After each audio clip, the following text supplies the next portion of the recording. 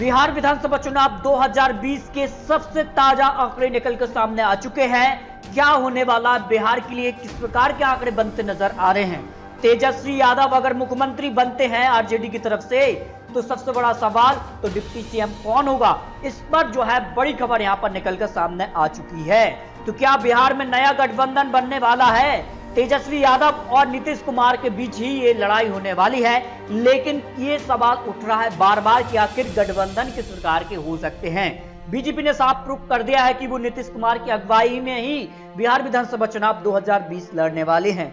लेकिन इस बीच अगर बात करें तो चुनाव आयोग का भी बड़ा ऐलान जल्द हो सकता है। बिहार विधानसभा चुनाव के लिए नए नियम लागू हो सकते हैं और क्या कुछ होने वाला है, सारी जानकारी आपको इस वीडियो के माध्यम से मिलने वाली है। इसके अलावा महागठबंधन के आंकड़े देखा है तो महागठबंधन में भी सब कुछ ठीक ठाक दिखाई दे रहा है। महागठबंधन में एक पार्टी और जुड़ सकती है, वो है एलजेपी।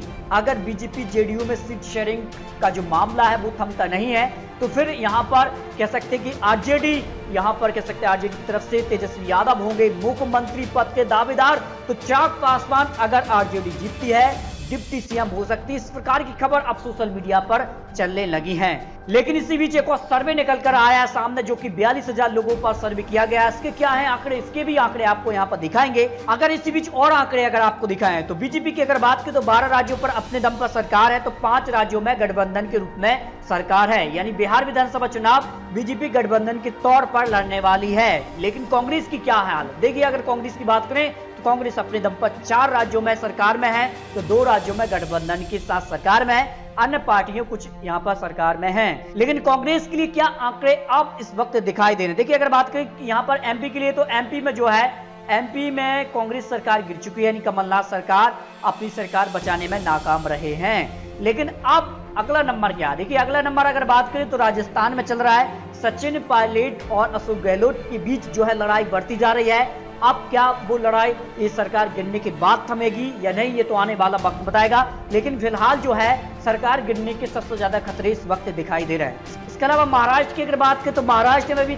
3 ऐसे जो विपक्षी दल हैं जो कि विपक्ष में चुनाव लड़े और आखिर में सरकार में है, जिनमें एनसीपी, शिवसेना और कांग्रेस। ये कांग्रेस के लिए भी कभी भी कुछ हो सकता है, इस प्रकार के लिए आंकड़े बन सकते हैं। और झारखंड की अगर बात करें तो झारखंड में कांग्रेस गठबंधन में है। और अब जो बड़ी खबर यहाँ पर झारखंड से निकल कर आई है कि 9 एमएलए यहां से भी नाराज चल रहे हैं।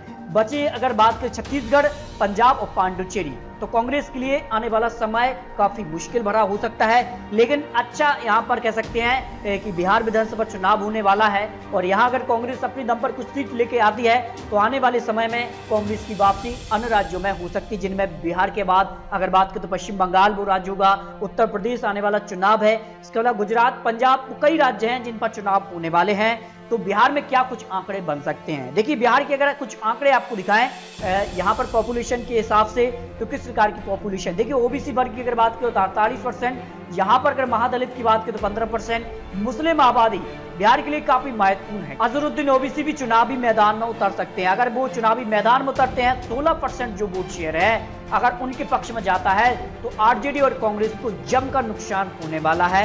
यहां पर ये बड़ी खबर अब निकलकर सामने आ चुकी है।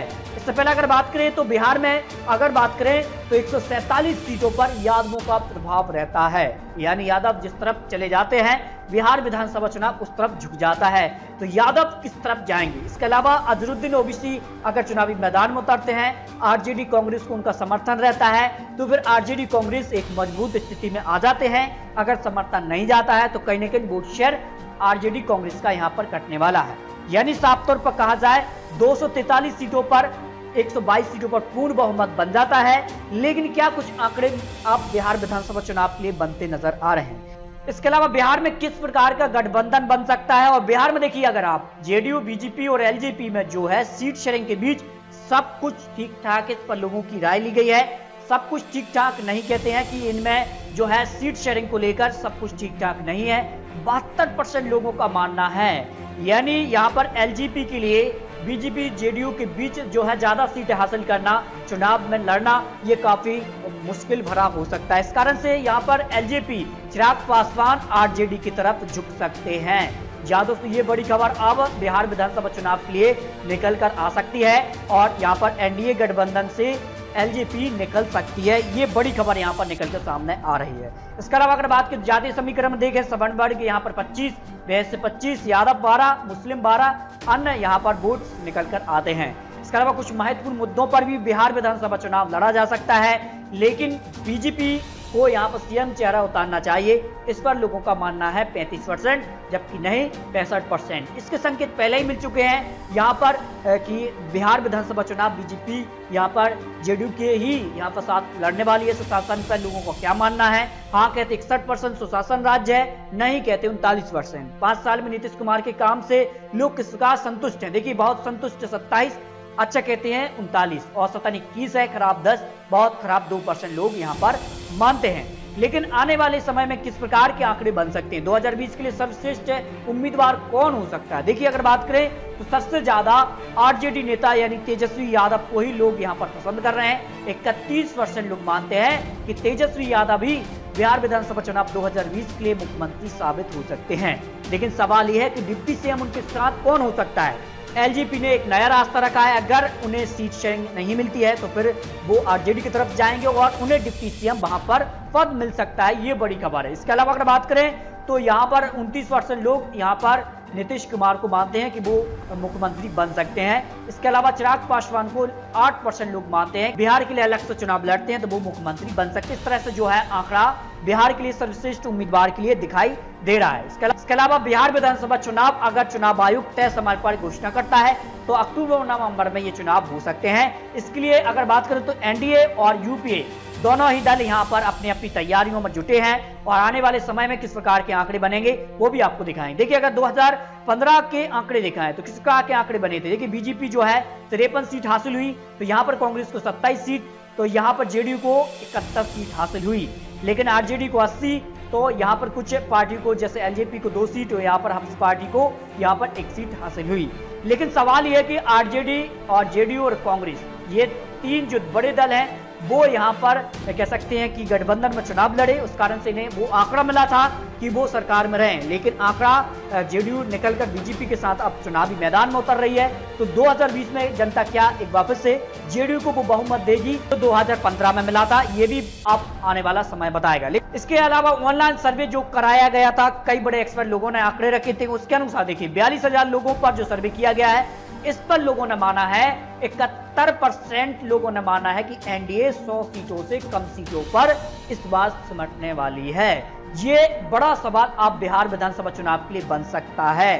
इसके अलावा यूट्यूब पोल के आंकड़े देखिए आप, 175 से अधिक सीटें अगर आती हैं जो कि एनडीए गठबंधन को आती हैं, उस पर देखिए 22% लोग मानते हैं कि एनडीए को यहां पर 175 सीटें आ सकती हैं। 122 से अधिक पर यहां पर 7%, तो 100 से कम पर यहां पर देख सकते हैं 71% लोग मानते हैं कि एनडीए को 100 सीटों से कम सीटों पर एनडीए सिमट जाएगा।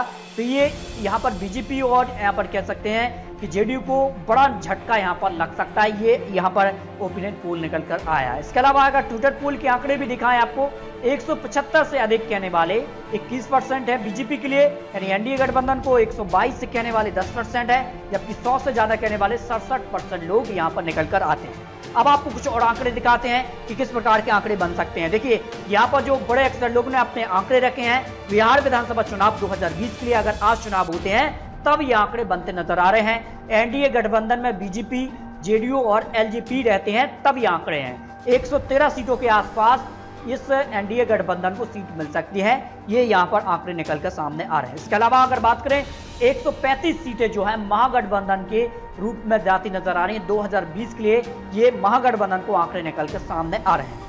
यानी आने वाला चुनाव जो है बेहद ही मुश्किल भरा होने वाला है। कांटे की टक्कर बिहार विधानसभा चुनाव 2020 में होने वाली है। लेकिन आने वाले समय में किस प्रकार से चुनावी प्रचार होंगे, किस प्रकार के आंकड़े बनते हैं, किस प्रकार का सीट शेयरिंग होता है, क्या महागठबंधन में जो दल पहले थे वो ही रहेंगे या फिर कुछ नया देखने को मिलेगा, यहाँ पर क्या नया गठबंधन होगा, बिहार विधानसभा चुनाव 2020 के लिए आंकड़े बदल भी सकते हैं। तो आपको क्या लगता है, बिहार में क्या एनडीए गठबंधन को बहुमत मिल पाएगा या फिर आरजेडी कांग्रेस यानी महागठबंधन को इस बार बिहार विधानसभा चुनाव के लिए आंकड़े मिल पाएंगे? तो इस पर अपनी राय कमेंट बॉक्स में रख सकते हैं और इसी प्रकार की लेटेस्ट अपडेट पाने के लिए आप प्लीज चैनल को सब्सक्राइब कर लीजिए ताकि आने वाली जानकारी का नोटिफिकेशन आपको टाइम पर मिलता रहे।